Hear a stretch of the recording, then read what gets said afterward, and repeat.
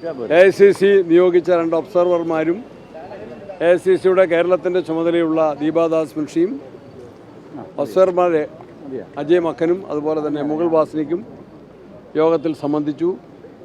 ആ യോഗം ഐക്യകണ്ഠേന കോൺഗ്രസ് പാർട്ടിയുടെ പാർലമെൻ്ററി പാർട്ടി ലീഡറെ നിശ്ചയിക്കാൻ AICC പ്രസിഡന്റിനെ ചുമതലപ്പെടുത്തുന്ന പ്രമേയം പാസ്സാക്കി. ആ പ്രമേയം APCC പ്രസിഡന്റ് എന്ന നിലയിൽ ഞാൻ അവതരിപ്പിച്ചു. നിലവിലെ പ്രതിപക്ഷ നേതാവ് VD സതീശൻ ആ പ്രമേയത്തെ പിന്താങ്ങി. ഐക്യകണ്ഠേന ആ പ്രമേയം പാസ്സായി.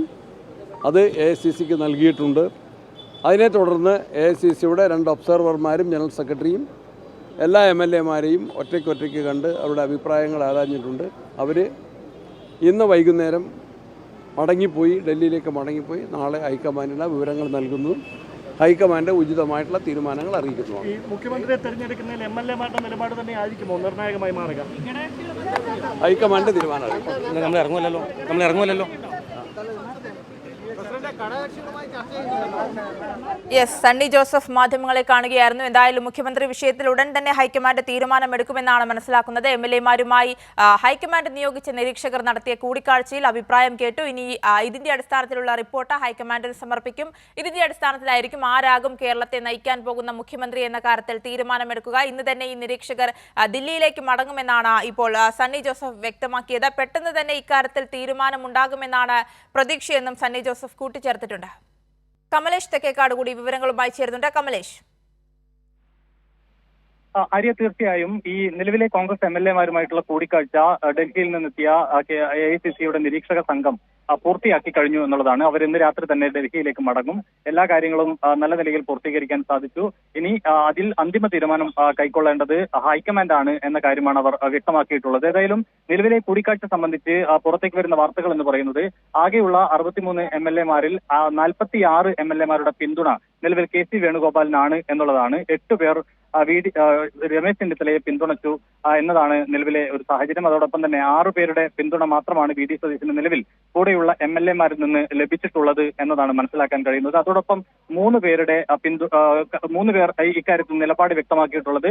ഇതിൽ ഹൈക്കമാൻഡ് എന്ത് തീരുമാനമെടുക്കുന്നത്, ഒരു നേതാക്കളുടെ കൂടെയും അവർ നിൽക്കുന്നില്ല, ആർക്ക് വേണ്ടിയും അവർ വാദിച്ചില്ല എന്നുള്ളതാണ്. ഹൈക്കമാൻഡ് എന്ത് നിലപാട് സ്വീകരിക്കുന്നുണ്ടോ ആ നിലപാടിനൊപ്പം നിൽക്കും എന്ന തീരുമാനം 3 MLAമാർ കൈക്കൊള്ളുന്നു എന്നുള്ളതാണ്. ഏതായാലും ഇക്കാര്യത്തിൽ ഇനി KC വേണുഗോപാലിന് തന്നെ വലിയ ഒരു അപ്രമാദിത്യം ഇക്കാര്യത്തിൽ ഉണ്ടാകുന്നു എന്നുള്ളത് തന്നെയാണ് പറയാൻ കഴിയുക. ഇനിയിപ്പോൾ KC വേണുഗോപാൽ താൻ നിൽക്കുന്നില്ല എന്ന ഒരു കാര്യം അറിയിച്ചാൽ മാത്രമേ ഇക്കാര്യത്തിൽ എന്തെങ്കിലും ഒരു മാറ്റമുണ്ടാകാനുള്ള സാധ്യതയുള്ളൂ എന്നതാണ് നിലവിലെ ഒരു സാഹചര്യം.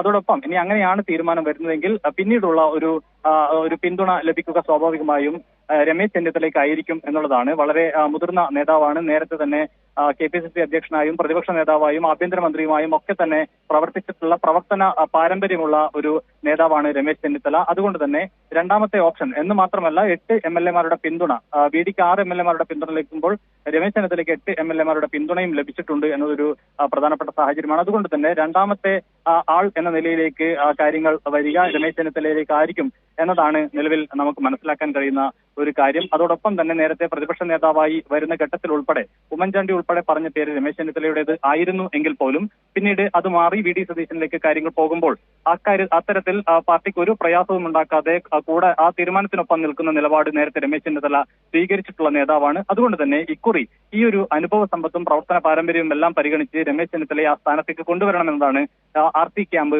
വളരെ കൃത്യമായി തന്നെ പറഞ്ഞു വെക്കുന്നത്. അതോടൊപ്പം ഇനിയിപ്പോൾ പ്രധാനമായും നടക്കേണ്ടത് ഈ ഘടകകക്ഷികളുമായുള്ള കൂടിക്കാഴ്ചയാണ്.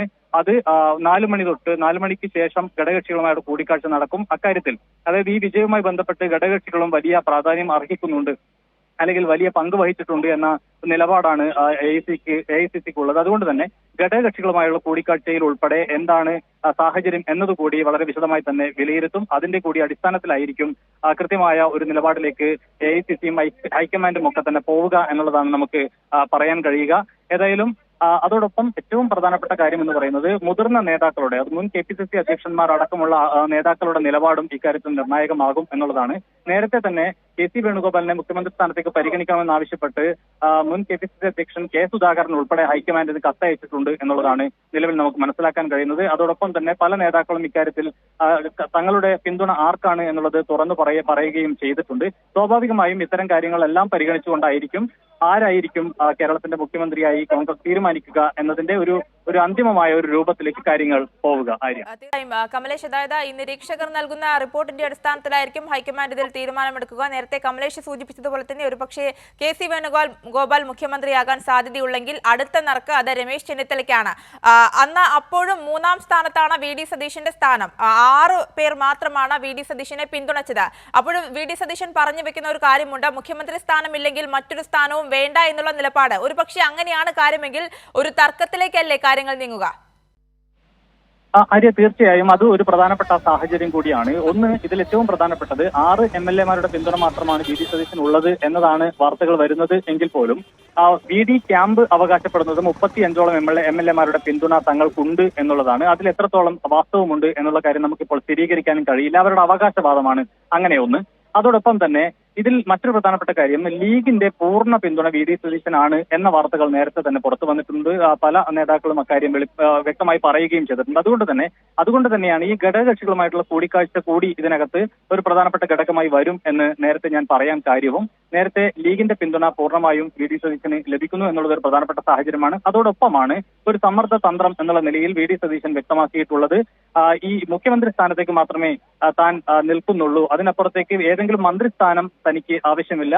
മുഖ്യമന്ത്രി സ്ഥാനം ഇല്ലെങ്കിൽ താൻ മന്ത്രിസഭയിൽ നിന്ന് പൂർണ്ണമായും മാറി നിൽക്കുന്ന ഒരു സാഹചര്യത്തിലേക്കാണ് കാര്യങ്ങൾ പോവുക എന്ന സൂചന നേരത്തെ തന്നെ VD സതീശൻ നൽകിയിട്ടുമുണ്ട്. ഇതൊരു തരത്തിലുള്ള സമ്മർദ്ദ തന്ത്രമാണ്.